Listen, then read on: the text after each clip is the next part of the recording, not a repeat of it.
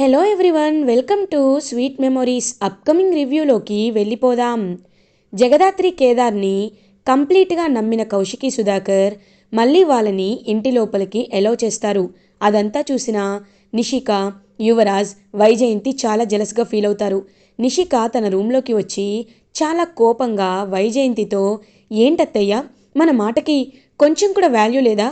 మనం వాళ్ళని ఎంత రానివ్వద్దని చెప్పినా కనీసం కౌశికి వదిన లెక్క చేయటం లేదు. మనమంటే అంత లోకువా అని అంటుంది నిషిక. చూడమ్మి, లోకువ కాదు, వాళ్ళు కమలాకర్ని ప్రాణాలకు తెగించి మరి కాపాడుండారని చెప్పుండారు కదా, అది అలా కాపాడి ఇంట్లోకి రావాలనే వాళ్ళిద్దరు స్కెచ్ వేసుకున్నారు. ఎన్నో రోజులు ఉండర్లే, కమలాకర్ కళ్ళు తెరిచాక నిజం చెప్తాడు కదా, అప్పుడు ఖచ్చితంగా వాళ్ళిద్దరినీ ఏ నోటితో అయితే లోపలికి రమ్మందో అదే నోటితో అదే చేత్తో జగదాత్రి కేదార్లని శాశ్వతంగా బయటికి గెంటేస్తుంది. నువ్వు ఆ విషయాల గురించి ఏం పట్టించుకోవద్దు. కమలాకర్ మనవాడు, ఏదైనా మనకు అనుకూలంగానే చెప్తాడు, సరేనా అని వైజయంతి నిషికాని కన్సోల్ చేస్తుంది. ఇది ఇలా ఉండగా మార్నింగ్ అవుతుంది. కమలాకర్ని చెక్ చేయడానికి డాక్టర్ ఇంటికి వస్తారు. ఇంకలా జగదాత్రి, కేదార్, సుధాకర్ అందరూ డాక్టర్ ఏం చెప్తారా అని ఈగర్గా వెయిట్ చేస్తూ ఉంటే డాక్టర్ రూమ్ నుండి బయటికి వచ్చి, చూడండి సార్, ఆయనకి కత్తిపోటు ఇంటెస్టైన్లో చాలా బలంగా నాటుకుపోయింది. వాటి వల్ల ఆయన బాడీలో ఉన్న నర్వ్స్ ఏవి రెస్పాండ్ అవ్వడం అనేవి ఆపేశాయి. అది బ్రెయిన్ వరకు వెళ్ళింది. కాబట్టి ఆయన షార్ట్ టర్మ్ కోమాలోకి వెళ్ళారు. ఆయన ఎప్పుడు బయటకు వస్తారో కూడా ఎవరూ చెప్పలేరు. ఎప్పుడైనా రావచ్చు, ఏ క్షణానైనా ఆయన కోమాలోండి బయటికి రావచ్చు. కాబట్టి రోజు ఆయనకి మేము రాసిన ఇంజెక్షన్స్ని అండ్ ట్యాబ్లెట్స్ని వాడుతూ ఉండండి. ఎప్పుడోకప్పుడు చలనం వస్తుంది, ఓకే? అండ్ మీరు ఎక్కువగా స్ట్రెస్కి గురయ్యే విషయాలు కానీ, ఎక్కువగా ఏదైనా బాధపడే విషయాలు కానీ ఆయన ముందు మాట్లాడొద్దు అని చెప్పి అలా అక్కడి నుండి వెళ్ళిపోతారు డాక్టర్. అయ్యో, కోమాలోకి వెళ్ళిపోయావా తమ్ముడు అని పాపం చాలా బాధపడుతూ ఉంటాడు సుధాకర్. ఇంకలా జగదాత్రి, కేదార్ కూడా వాళ్ళ వైపు చూస్తూ ఉంటారు. వైజయంతి, తప్పించుకున్నారమ్మీ, కోమలోండి బయటికి రాని, అప్పుడు మీ సంగతి ఉంటుంది అని అలా చూస్తూ ఉంటుంది. ఇది ఇలా ఉండగా కొన్ని డేస్ పాస్ అవుతాయి. అలా ఇంకా వైజయంతి సుధాకర్కి ట్యాబ్లెట్లు ఇస్తున్న శ్రీవల్లి వైపు చూస్తుంది. నాన్న, జాగ్రత్తగా ఉండండి, మీరు జాగ్రత్తగా ఉంటేనే కదా అందరికీ మంచిది అని అన్ని విషయాలు చాలా చాలా జాగ్రత్తగా చూసుకుంటూ ఉంటే అదంతా చూస్తూ, ఈ అమ్మికి నేను ఎంత చెప్పినా అర్థం సావటం లేదు. ఖచ్చితంగా ఈ అమ్మిని నేను ఏదో ఒకటి చేస్తాను. ఈ అమ్మి దరిద్రాన్ని నేను వదిలించుకోవాలి. అప్పుడు అప్పుడు చాలా ప్రశాంతంగా ఉంటాను అని చెప్పి ఇంకా ఒక ప్లాన్ వేసుకొని వెంటనే ఫేక్ పెళ్లి కొడుకైన బాలరాజుకి కాల్ చేస్తుంది. కాల్ చేసి, హలో బాలరాజు, నేను చెప్పినట్టు ఇంటికి రా, అర్థమైందా అని అంటుంది. మేడం, నన్ను ఇంటికి రమ్మంటున్నారా? వచ్చేస్తాను మేడం అని అంటారు. హలో, నువ్వొక్కడవే కాదు, అందరూ రావాలా, అర్థమైందా అని అంటుంది. "ఆ, వచ్చేస్తాం మేడం, వస్తామని చెప్పి ఇంకా అలా చెప్పడంతో వెంటనే అందరూ చూస్తూ ఉంటారనమాట వాళ్ళ వైపు. సో అలా బాలరాజు వాళ్ళ ఇంటికి వచ్చేసరికి, అరే, బాలరాజు ఏంది ఇలా వచ్చిండాడు? బాలరాజు, ఏంటి ఇలా వచ్చావు అని అడుగుతుంది కావాలనే వైజయంతి. ఇంక వెంటనే బాలరాజు, మేడం, మీతో ఒక ముఖ్యమైన విషయం మాట్లాడడానికి వచ్చాం. అది ఏంటంటే, అమ్మ, నాన్న, మీరే చెప్పండి అని అంటారు. అదేం లేదు బావగారు, మా పంతులు గారికి జాతకాలు చూపిస్తే జాతకాలు బాగా మ్యాచ్ అయ్యాయని చెప్తున్నారు. అది మాత్రమే కాదు, ఇదిగో వీలైనంత త్వరగా పెళ్ళి కూడా చేసేయాలనుకుంటున్నాం. కాబట్టి ఎంగేజ్మెంట్కి ఈ వారం రోజుల్లో చాలా మంచి ముహూర్తాలు ఉన్నాయని కూడా చెప్పారు. కాబట్టి ఆ ముహూర్తం లోపున పెళ్లి జరిపిస్తే చాలా బాగుంటుంది కదా అని అంటారు. పాపం అదంతా వింటున్నా ఏమీ మాట్లాడకుండా అక్కడి నుండి వెళ్ళిపోతుంది శ్రీవల్లి. చూశారు కదూ, శ్రీవల్లి ఏమి మాట్లాడట్లేదంటే తనకి చాలా ఇష్టమనే లెక్క. మీరేమి కంగారు పడకండి, శ్రీవల్లికి అంత ఇష్టమే అని చెప్తూ ఉంటుంది. పాపం శ్రీవల్లిని గమనించిన జగదాత్రి, కేదార్ కిచెన్లో ఉన్న శ్రీవల్లి దగ్గరికి వెళ్తారు.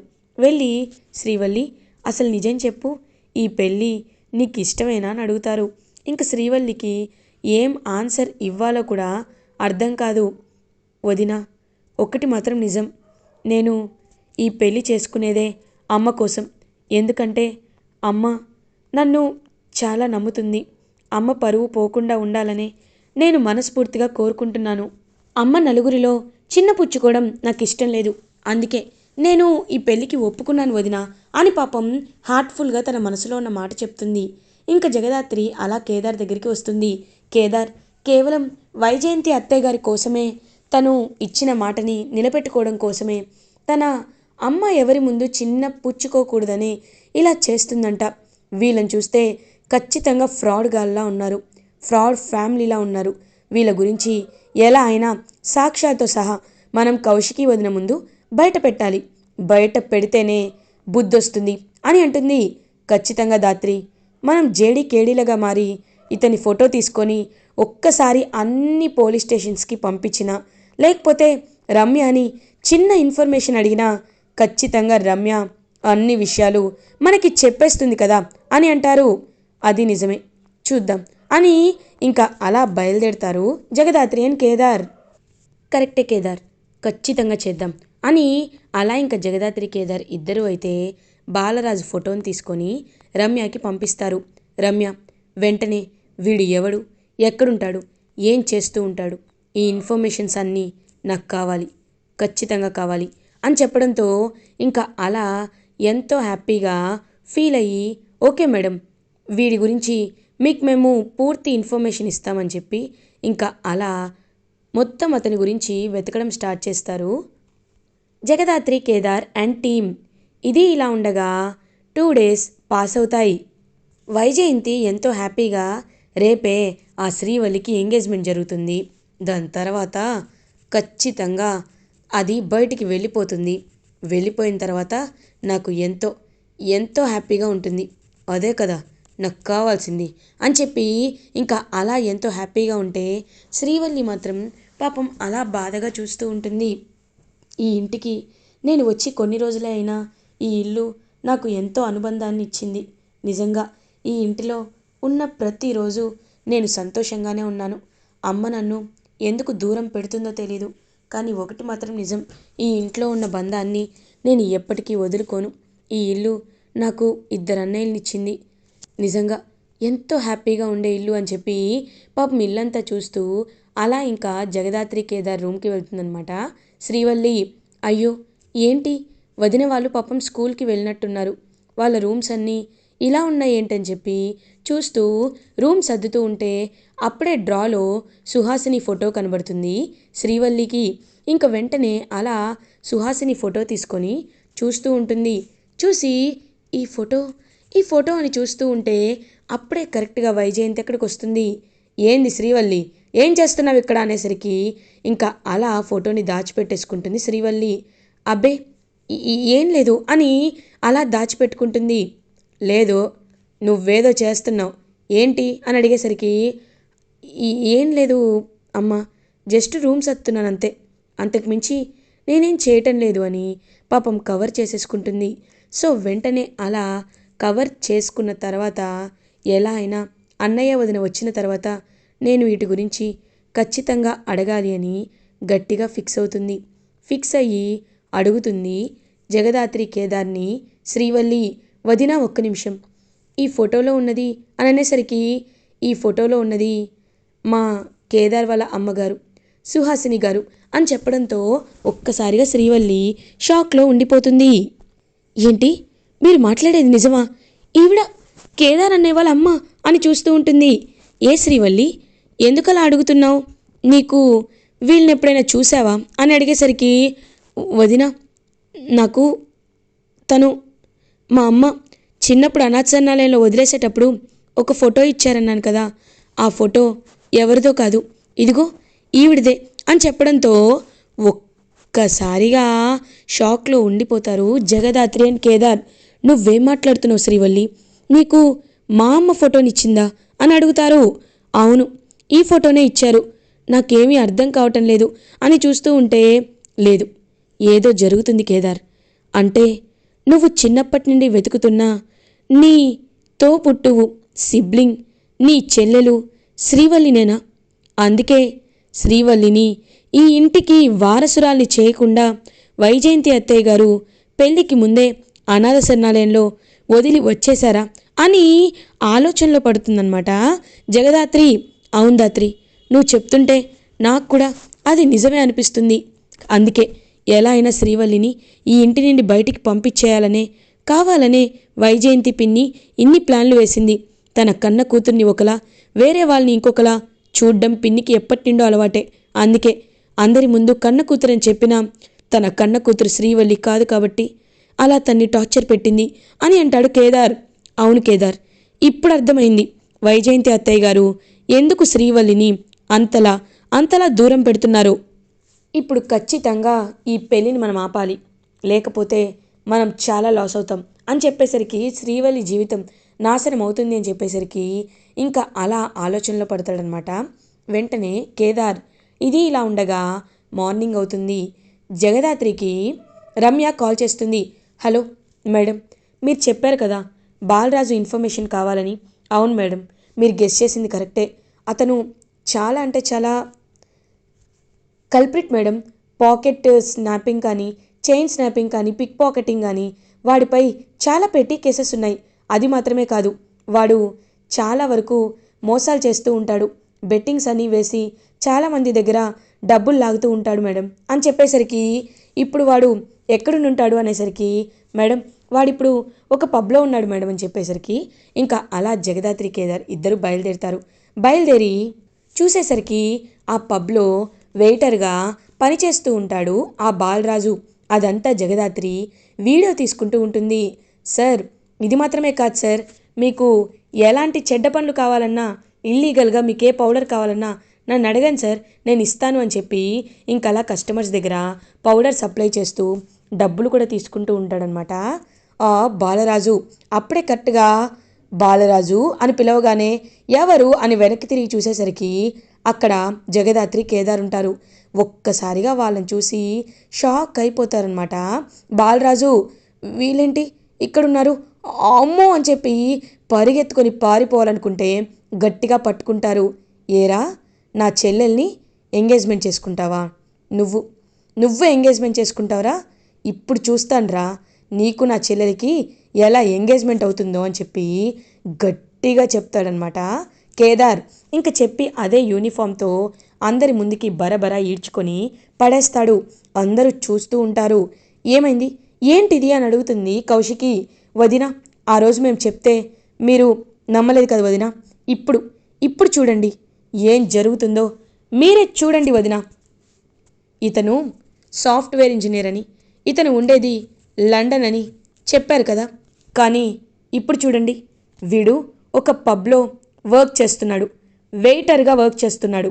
అది నామోషియం కాదు వదిన, కానీ లండన్లో సాఫ్ట్వేర్ అని చెప్పి ఇలా చేయడం తప్ప కాదా అని అడిగేసరికి ఇంకా అలా చూస్తూ ఒక్కసారిగా ఒక్కటి కొడతారనమాట సుధాకర్.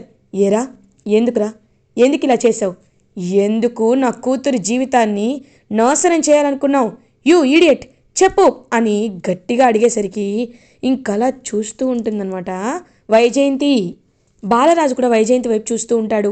వెంటనే సుధాకర్, రేయ్ చెప్తావా లేకపోతే నా చేతిలో చచ్చిపోతావా అని చెప్పి గట్టిగా అడిగేసరికి సార్ వద్దు సార్, నన్ను చంపొద్దు సార్,